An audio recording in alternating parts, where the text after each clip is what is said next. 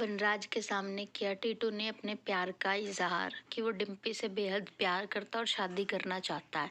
इस पे क्या होगा वनराज का फैसला, ये देखने के लिए चलिए देखते हैं आज का एपिसोड। और आज का एपिसोड शुरू होता है अनुपमा रेस्टोरेंट का सारा काम करके सोने जाती है और जैसे ही सोती है उसे छोटी अनु दिखाई देती है और वो सोचती है एकदम उठ के कि मुझे इस बच्चे का चेहरा क्यों दिख रहा है और इसके वजह से मुझे अपनी छोटी अनु क्यों याद आ रही है, क्योंकि अनुपमा को ये पता ही नहीं है कि ये उसकी ही छोटी अनु है। अगली सुबह शाह हाउस में डिम्पी बेचारी अनुपमा की तरह नौकरानी बनी हुई है। वनराज ने और बाने मिलके उसको नौकर की तरह इस्तेमाल कर रहे कि डिम्पी ये काम करना है, वो काम करना है।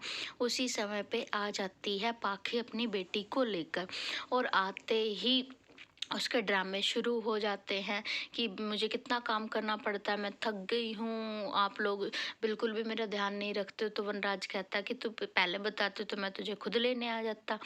फिर कहते कि नहीं नहीं पापा, मैं खुद ही आ गई, बस आप अब मेरी बेटी को संभालो। और डिम्पी पे ऑर्डर चलाती है कि मुझे एक कोल्ड कॉफ़ी दे देना, मेरा पानी भर के रख देना। और हिस्ट्री रिपीट हो रही है कि जैसे पहले मम्मी इस घर में नौकरानी बनी हुई थी और उसका बच्ची को संभालती थी, अपनी ननद की बुआ की बेटी को, वैसे ही अब डिम्पी मेरी बेटी को संभाल रही है। इधर छोटी अनु श्रुति के लैपटॉप में अनुपमा की फ़ोटो देख लेती है और उसको देखते ही वही एक्सीडेंट वाली चीज़ें याद आने लगती कि कैसे अनुपमा ने उसे लास्ट में बचाया और वो बौखला जाती है उसका फोटो देख। तभी वहाँ पे श्रुति और अनुज आ जाते हैं। तो श्रुति कहती है छोटे अनु से कि आद्या देखो, ये वही जोशी बेन है जिसका यूट्यूब चैनल है और जो उस रेस्टोरेंट में काम करती है। क्योंकि अनुज देख नहीं पाता तो देखने की कोशिश करता है, तो छोटी अनु मना कर देती है कि नहीं नहीं अभी मुझे इस लैपटॉप में काम करना है। तो अनुज वहाँ से चला जाता है। थोड़ी देर बाद अनुपमा का पीछा करती है। थोड़ी देर बाद अनुपमा जैसे ही मसाले पीस के रखती तो वहाँ पे आ जाती है श्रुति और आते ही कहती है मसाले की खुशबू पूरी हवा में फैल रही है और आपके मसालों की खुशबू बहुत ही अच्छी, मैंने आपकी मसाला चाय भी पी है, उसके लिए थैंक यू। और अनुपमा से दोस्ती कर लेती है, फिर एक सेल्फी खींचती है और कहती है अब हम पक्के दोस्त बन गए हैं और मैं जल्दी आपको अपने फियोंसे से मिलवाऊंगी। तो अनुपमा कहती है चलो ठीक है।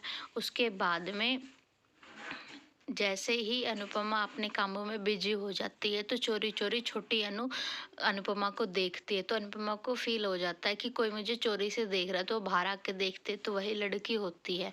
अब इसको तो पता है कि वो अनुपमा को देख रहे वही छोटी अनु, लेकिन अनुपमा को नहीं पता। तो पूछती है कोई प्रॉब्लम है बेटा, कुछ चाहिए? तो अनुपमा से कहती है छोटी कि कुछ नहीं चाहिए और आप मुझे कुछ नहीं दे सकती। इतना बोल के छोटी वहाँ से भाग जाती है। इधर शाह हाउस में डिम्पी टिट्टू से बात नहीं करती है तो टिट्टू घर के बाहर आ जाता है और वनराज उसे देख लेता है और काव्या को डिम्पी को घर के अंदर भेज के कहता है कि अब तुम यहाँ से जाओ, इसे मैं ही हैंडल करूँगा। और उसका कॉलर पकड़ के कहता है कि तुम्हें समझ में नहीं आता, मैंने तुम्हें कितनी बार समझाया है लेकिन तुम अपनी आदत से बाज आओगे नहीं, तुम्हें शर्म नहीं आती, तुम मेरी बहू को ऐसे छेड़ रहे हो और ये मैं कभी होने नहीं दूंगा। तो टीटू कहता है कि आप अपनी बेटी समझ के इसको सोचिए कि आपके जाने के बाद में इसका क्या होगा, अंश का क्या होगा। आप तो सिर्फ अपने फ़ायदे के बारे में सोच रहे हो, आपका ईगो इतना ज़्यादा बड़ा हो गया है कि आप मेरा प्यार नहीं देख पा रहे हो। आप कम से कम इतना तो सोचिए, आप उसको बहू बहू किए जा रहे हो। एक बार बेटी बना के बाप होके सोचिए कि पूरी जिंदगी वो कैसे काटेगी, लेकिन आपको वो चीज़ नहीं दिखाई देती है।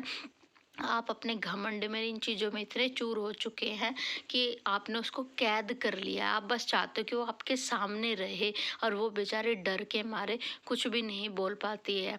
और मैंने उसको तक अभी अपने प्यार का इजहार नहीं किया, वो मुझसे बात ही नहीं करती आपके चक्कर में। और देखिए मैं आपको अपना प्यार का इजहार कर रहा हूँ और आज का एपिसोड नहीं पे ख़त्म हो जाता है। देखते कल के एपिसोड में अनुपमा यहाँ के रेस्टोरेंट में बखेरेगी गुजराती खाने का जादू और वो खाना सबको कैसा लगेगा देखने के लिए देखते हैं कल का एपिसोड।